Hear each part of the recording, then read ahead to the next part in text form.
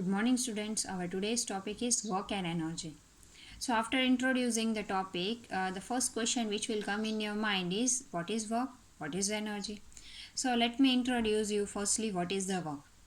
So work is said to be done when you apply the force on a particular object lying on the floor, and that object it moves in a particular direction. That is, it moves from one place to another. It covers certain distance.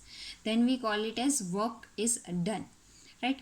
So let me explain you this by giving one example, right? So let it be a table, right? Now if a table is there in a room, then to that table you are applying a force. That is, you are pushing that table or you are pulling that table. So on pushing or pulling that table, it will move to a certain distance. It will move from one place to another. So if it is moving from one place to another, then the work is said to be done, right? So let us see some examples, like you are walking, right? So you are covering certain distance by applying force on your legs. Like you are running, then also you are covering distance by applying force in a certain direction, that is by your legs, right? Then you are pulling or pushing any object from one place to another, right? So that is work is said to be done.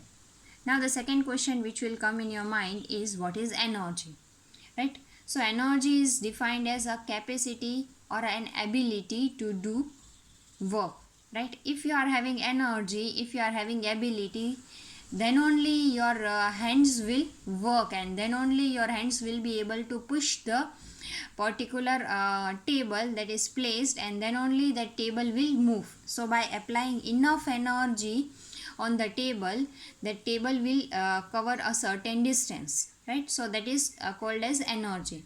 So work and energy both are interrelated, both are related to each other. How they are related to each other?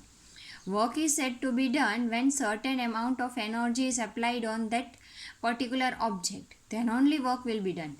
If we are not applying energy on the particular object, then work is not done. For example, the same only table, right? The table is kept there in the room. Now if you are not applying energy on the table, would you expect that table will move by itself from one place to another? Is it possible? Without applying any energy, you are sitting in a place far away from the table, you are watching the table, and you are expecting that without applying energy, without pushing or without pulling, the table will move by itself. Is it possible? Not only table, any of the object placed in any room, anywhere, if you expect that without applying energy, without pushing or pulling, without any kind of energy action, will it move by itself? No, not possible. So if you are applying energy on particular object, then only it moves to a certain distance, that is said to be work done.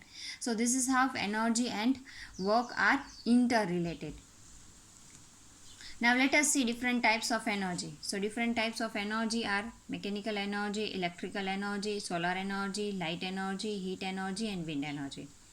Now I have introduced you these types of energy, but then a question might be there that what are these kinds of energy, ma'am, right?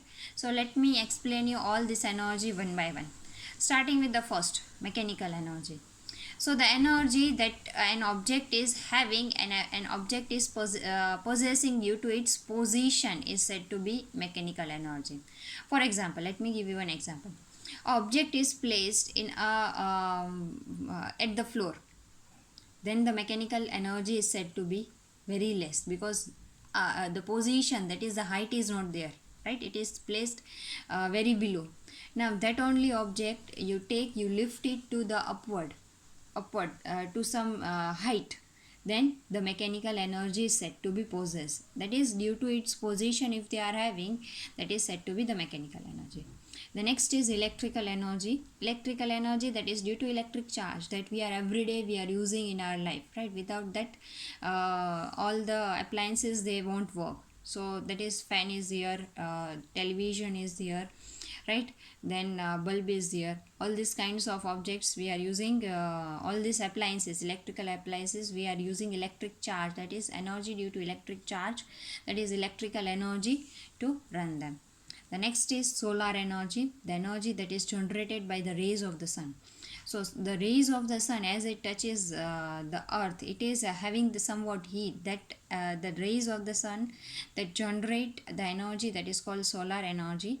Here in the picture I can show you the solar panels. These are the solar panels which take the solar energy, which they absorb the rays, solar rays energy, and they convert it into electrical energy, right? So the next is heat energy. Heat energy we can get from different sources. The energy, like the sun is there, sun is the natural source of the heat energy, right?